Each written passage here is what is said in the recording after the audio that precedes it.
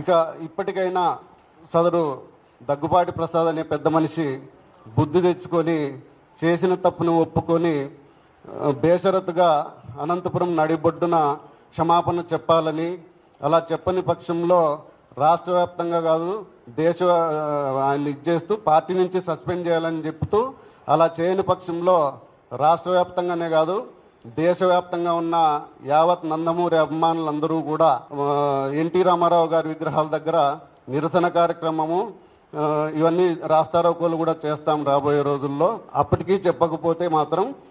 దేశవ్యాప్తంగా ఉన్న ఎన్టీఆర్ అభిమానులందరికీ చలో అనంతపురం అనే పిలుపు ఇవ్వబోతున్నాం. వేలాదిగా ఈ దీంట్లో నందమూరి ఎన్టీ రామారావు గారి అభిమానులందరూ పాల్గొని నీ ఇంటిని ముట్టడిస్తాం, నీ ఇంటి ముందు ధర్నా చేస్తాం, నువ్వు సారీ చెప్పేంత వరకు నువ్వు బహిరంగంగా అనంతపురం నాటి బొడ్డున అభిమానులందరి సమక్షంలో సారీ చెప్పి నీ తప్పు ఒప్పుకునేంత వరకు మేము దీంట్లో ఎటువంటి రాజీ పడే ప్రసక్తే లేదని చెప్పేసి చెబుతున్నాం.